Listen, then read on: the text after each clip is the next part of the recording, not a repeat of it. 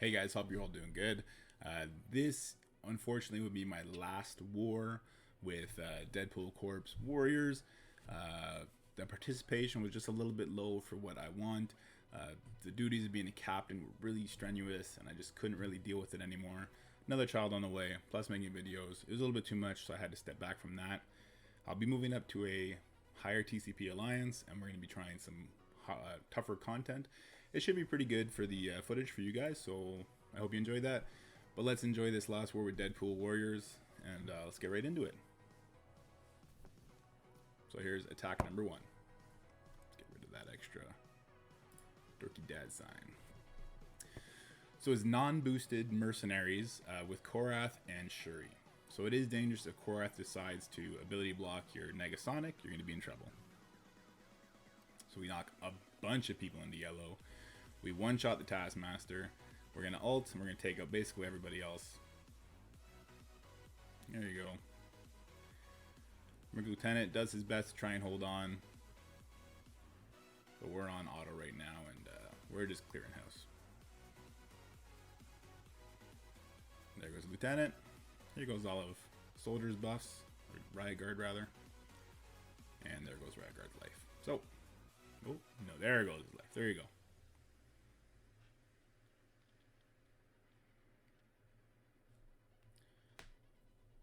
So obviously I got a little late jump into the war. I was dealing with baby, putting him in a new room, always fun.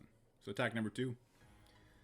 We're doing Astonishing X-Men Insecurity against Fantastic Four. I've not done this matchup before, but I assumed it was going to be okay because of the Bishop spawning with defense up and taunt. And I'm going to approach it the same way I would the mirror matchup, but with Namor, and essentially just take out the Johnny Storm. We'll clear the rest of the defense down. We drop all of Johnny's buffs, which is great. We didn't want to use the ult there because I know that She-Hulk is about to throw it back at us any second, for the same reason we don't use the special there. Now it's thrown back at us. We're going to go for a stun here on She-Hulk. It does land. However, she's going to take a turn soon, so we either want to blow her up before she gets those charges back up, or we want to cripple the rest of the team. Little battery life issue. Whoopsies. We decided we're going to go for the She-Hulk. We have offense down, so we're not going to be doing any kind of crazy damage here. And our Bishop gets crazy low.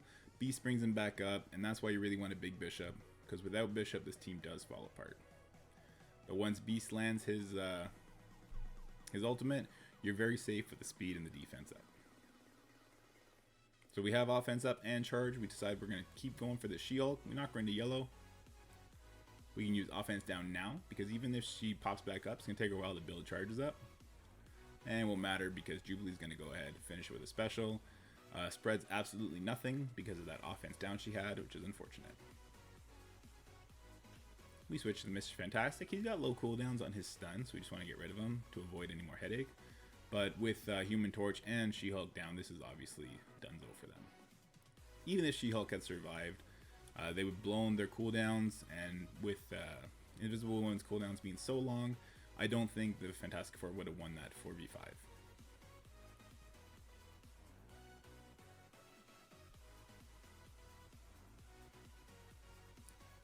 So there you go. Working on the Invisible Woman. It's a very big Invisible Woman, but we are thankfully on autopilot, and hopefully it won't take too long for us to get through this.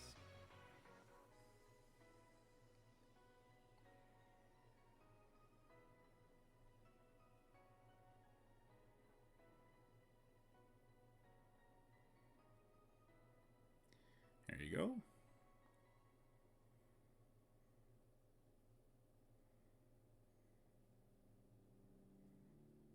And there goes thing. So, next match. And guys, about the beard, it's going to come back soon. It was a mishap. Won't happen again. I don't like looking like a 6-year-old. Attack number 3. So it's a Uncanny Doom team, and I'm throwing my Falcon Doom team at it. I also added Kestrel and Fury for good measure. That's just to stop Phoenix from ever going into Dark Phoenix. I don't think it's necessary. I think that's pretty overkill, but we do it for safety, so it's all good. Kestrel still has her charges up, so even if we were to knock Doom low, and kill Phoenix at the same time. We're going to be just fine with that.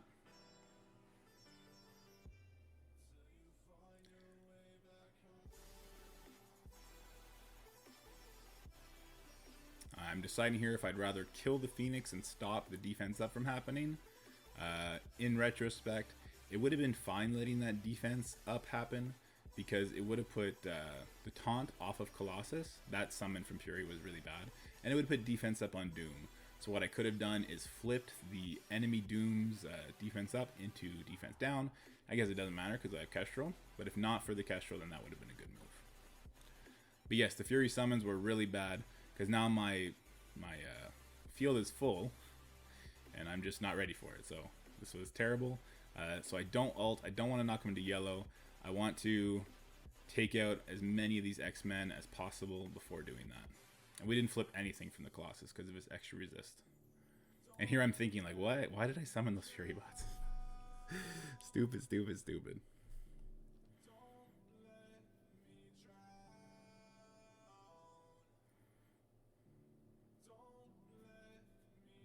Fury calling in all kinds of assists, which is great. We can give some buffs here. So we do have offense up on our Doom now, I believe. No? No, we don't. Oh, I opened up with his special, didn't I? That's okay. We stun the Cyclops. We're going to beat up the Cyclops as much as we can. We really need to kill these guys before Doom uses his ultimate here. We go for the ability block with Red Guardian. That didn't land. Come on, Red Guardian. You could do better than that, buddy.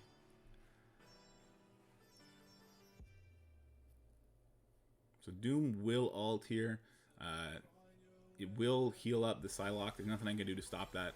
But Psylocke is a very weak character, so we're going to be okay. He's going to ult. We got defense up on a bunch of people. Not Red Guardian, so Red Guardian's gone. Cyclops will take her 3 turns. She does take out the Falcon. That sucks. I don't know why I used that special there. We're going to beat up on this Psylocke now. We still have Kestrel and Doom up, so I think we're going to be just fine here. That ultimate takes it on that Psylocke, showing just how weak she really was. We get the defense down on Doom. And with my Doom and the enemy Doom both having already used their ult, but me still having Kestrel, I'm clearly going to win this one. And we'll win it walking away. Normally I go through the effort of killing the Doom bots as we go, but that's just not necessary here. There he goes. There goes the enemy Doom bot, so good to go. In retrospect, I really shouldn't have used Fury and Kestrel at all. I should have just used, I don't know, Black Widow plus Punisher, and that team would have been just as fine there. Attack number 4, pretty big punch up, 160, 170k into security. That doesn't matter with Infinity Watch. They are boosted. They do have barracks. They do have medbay. I have nothing up. But I should still win this fight. I've been struggling with this matchup for some reason, and I really need to hammer it out why, because this is a matchup you really can't afford to lose in war. And it's a long one too, so if you want to see the next attempt or actually clear it, feel free to fast forward now. We use a special here, I believe. Peel off some of these evades. It's good. We're going to save that special. Do some damage to this Phyla-Vell. Any Adam Warlock will use his ability. We're going to get to peel that off, and I'm going to actually go and take an extra taunt off of Nebula and some more deflex off the rest of the team. And here's where I mess up. You can do this if you'd like. I actually think it's better to rewind the Adam Warlock. It's going to make sure your Adam Warlock stuns first. Gives you a better chance to control the enemy team. If not, the Moondragon. Now, the only reason you would do the Moondragon is if you're close to killing the Phyla-Vell, and stopping enemy Moondragon from doing her heal is going to let you kill the Phyla-Vell. Now, of course, that all goes out the window if the enemy Moondragon goes first. So my Adam Warlock getting beat up.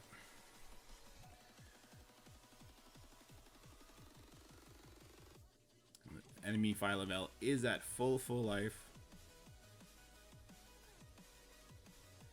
My Moondragon now has taunt. That's not a good thing, and the reason that's going to happen is because my Adam Warlock did get beat up a lot, and Moondragon is the next in line with the highest health pool. I lose my Gamora, with her offense up, and that's a big hit. We are going to get Phyla-Vell down here. I should use the basic because that's going to take away 2 of the death proofs. There you go. So it kind of looks like we're going to be okay, but with the offense down that enemy Phyla-Vell put on us, we are in big trouble.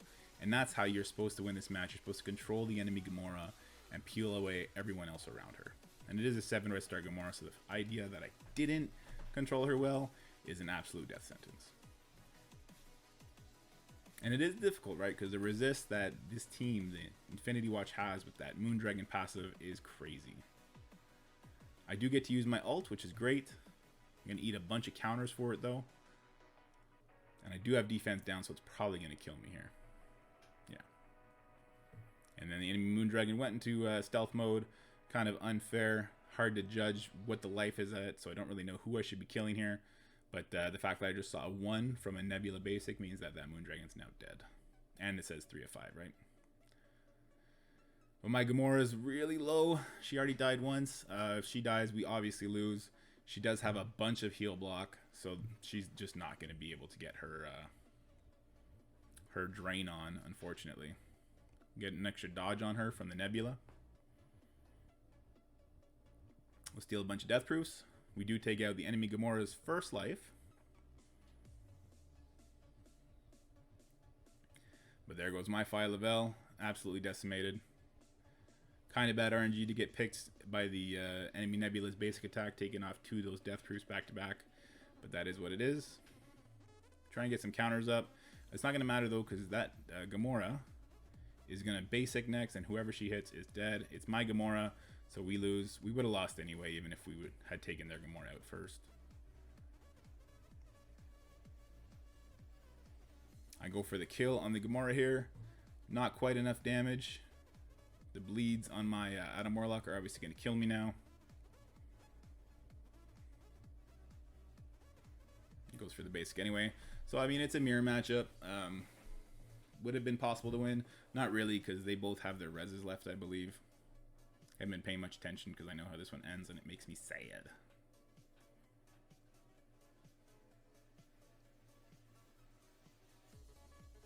We actually put it on auto because we only had 30 seconds left. There goes the Adam Warlock's first life.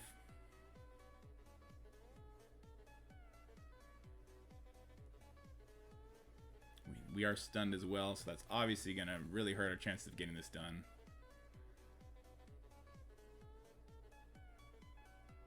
Nebula comes in. There goes my Nebula. We're going to cancel out.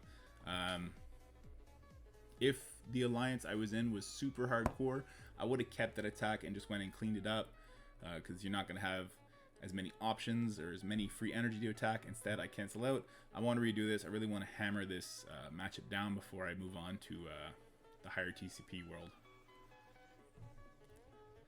So again, we start the same way. We start on the Phyla-Vell. We'll use the special here again, clear a bunch of those dodges, just like they just cleared a bunch of ours.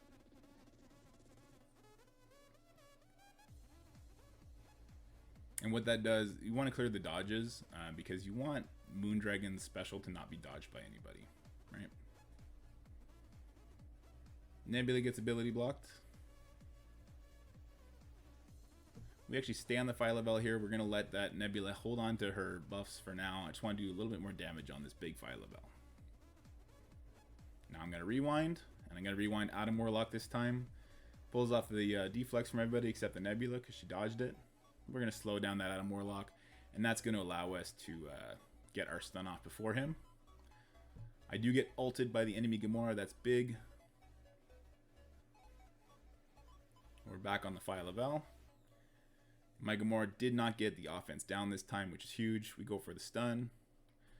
So Adam Warlock stun and Nebula stun. That's probably the best that you could hope for. And then you hope that that offense up Gamora isn't going to come and just absolutely ruin your day. So obviously one of these defense ups is a Phantom buff, but that does mean that one of them is for sure real. So now we have defense up, which is nice. We call in Gamora to hit the Phyla-Vell, which is really big for us. It's good. Our Moondragon gets beat up. That's not so great. Fire level goes down. That's good. No more death proof when enemies drop below a certain amount. So I'm going to go for a Moondragon here now. You could go for Nebula or Moondragon at this point.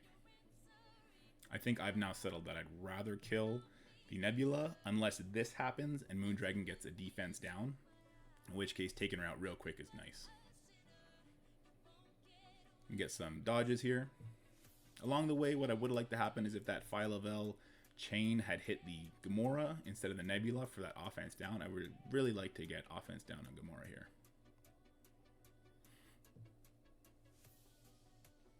So it's really funny how different these matchups can go depending on a couple key crucial enemy RNG decisions and just crits and everything. You see I was so close to pulling it back after playing horribly last one. I play this one better and my team is pretty much full life going into this. Getting that stun on Adam Warlock before he stuns me is really, really helpful. And we leave the Gamora for last and we beat up everybody else. If the enemy does tunnel out your Fire level though, you're in a world of hurt because that offense down that she provides is really clutch.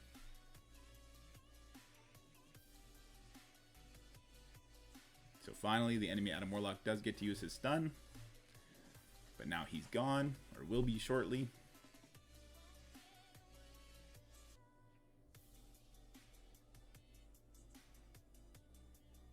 There goes the Adam. Let's take away those death proofs and give them to my guys. And we just got to take her out one more time. And now you see finally I land an offense down on her. A little too late for it to matter too much, but better late than never, I guess.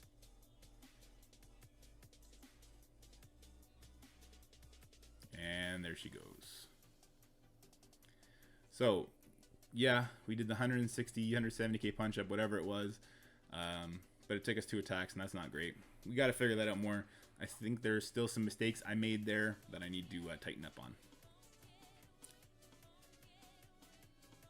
Okay, sorry about that. That should have been edited out. Here's attack number 6. This is a slight punch down. We're doing Xfactor with Namor against Dadbros+SHIELD. And again, I'm just unsure about what my Xfactor can really handle right at the moment. But surely they can handle more than this, I found out.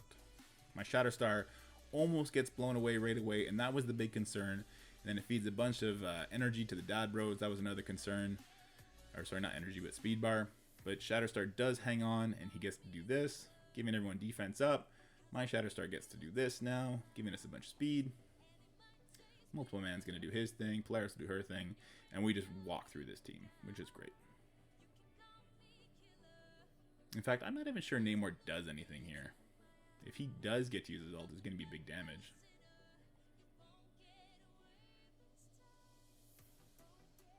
Defense down on the enemy.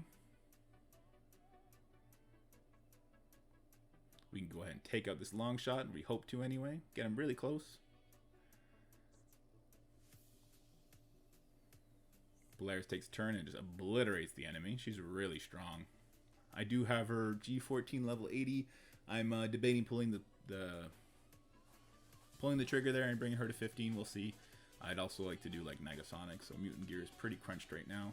And the rumors we're getting more mutants, so let's stay tuned and see about that. So here's attack number 7. And this is a big punch down. Symbiotes into Heroes for Hire with Captain Marvel. I've done this before.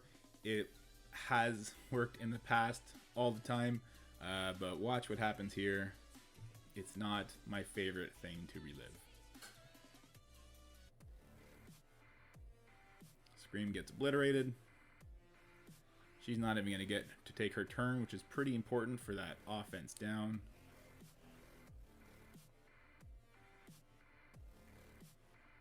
We could have brought her back. Instead, I want to try and steal this defense up. I want to weather the storm here. I'm going to put an ability block out there. Could have put it on Colleen to stop that big hit that's about to come in. But with the defense up and deflect, I thought, you know what, let's go put it on Captain Marvel, stop our debuffs from getting stripped. And it's going to cost us big time. So here goes Colleen doing a bunch of work on us. She does huge hit on Spider-Man. Symbiote Spider-Man, and he's going to bleed out here, which is definitely going to cost me any kind of chance at winning here. So, misplay, as well as just like, what the hell is your damage? You're not that strong. You shouldn't be doing that much damage. You know, but you can whine until your lungs collapse. It's not going to make Scopely make any kind of power creep, power leap make sense. So we're going to try and play it out. We'll see what we can do. I do have Carnage and Scream still up, so maybe I could have got the speed going and Anti-Venom could have brought Symbiote Spider-Man back. But no, that's not going to happen. We can rewind people here, so this is good. I use it on the Colleen and also to take out the Captain Marvel, more importantly. They get Scream passive going, so we get some speed up. Now here, I guess what I should have done is I should have just peeled off that offense up from Colleen, and then I should have just been beating up on the Luke Cage, because that would have stopped all the offense up from going all over the place, which really does get the Heroes for Hire to tear through me. But without Symbiote Spider-Man, slow and everything else, this gets really bad really fast. So you see I did just give Colleen offense up as well. I go and try and strip it off. I do give her offense down, which is great. Am I going to knock her back into yellow here? Cool. So I'm going to cleanse that and give her offense up right back so that she can do that big attack to me. So aside from a little bad energy, I play it really stupidly. You really need to know how these Heroes for Hire work. They get offense up once you drop them below 50%. They remove all their debuffs. So you want to control when you do that. Make sure you're lined up for other stuff. And I guess when Iron Fist ults somebody, he says, take all your debuffs. Give them to your team. And that was another mistake. Should have did that to Iron Fist for the extra striker proc. I guess I'm just tilted by this point. It happens, guys. It happens to everybody. We all get tilted. It's okay. Colleen takes out Scream. Definitely stopping any chance we had of salvaging this. Venom gets beat up. There he goes. Anti-Venom's stunned, so he's dead too. So not my greatest war. Definitely not a way you want to leave an alliance. Sorry, Deadpool Warriors. Sorry. Here's attack number 8. We just went in to clean this up with our Black Order. We weren't going to leave this trash for somebody else to clean up. So no more charges on Colleen or on Iron Fist, which is why I didn't mind doing this.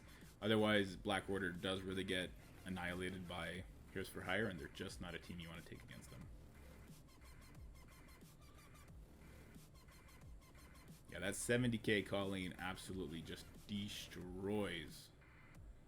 That is power creep in action.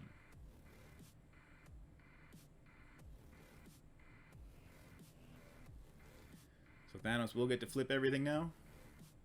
And without charges on Colleen or on Iron Fist, that's going to be death sentence for them, which is cool. No more charges on Misty as well. No more on Luke Cage.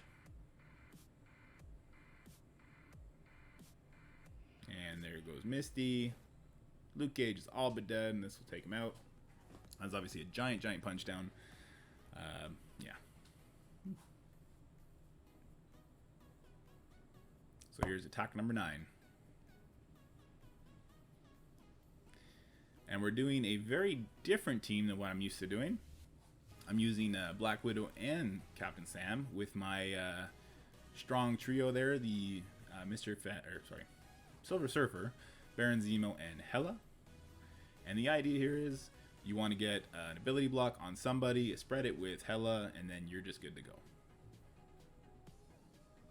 So I don't have any cosmic ally here, but that's okay. Silver Surfer is really strong, and he's going to land it anyway. We get a bunch of speed from Captain Sam doing his thing.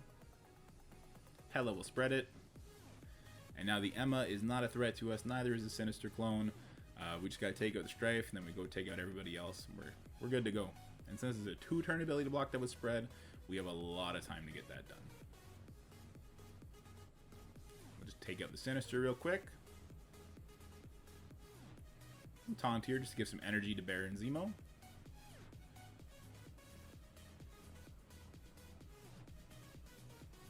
Could use the special there for speed. Probably would have been a better choice, but obviously we're well in control here. We're not worried about losing.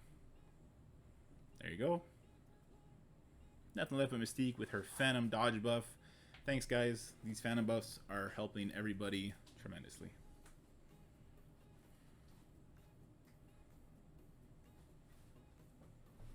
Alright, and this is the 10th and final attack. My time in Deadpool Corp Warriors.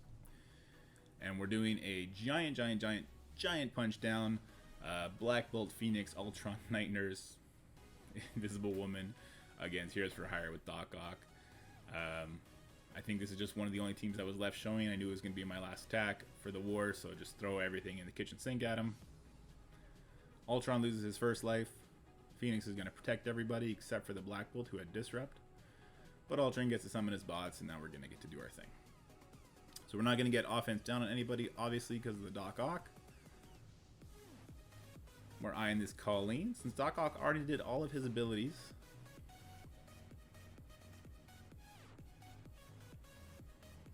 go in here. This will be a big hit on Colleen. Obviously, the Death Proof stopped the Black Bolt from killing the Colleen. My Phoenix gets real low. That's defense down on everybody. That's a big hit.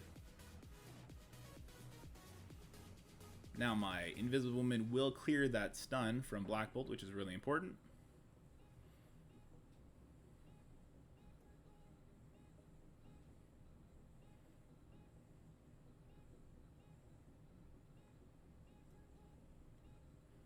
So here you go. We summon more bots. We got the taunt off Luke Cage, so we could go back to Colleen. We do. That's good. We have offense up on our Black Bolt, so his special should take out this baby Colleen without any problem.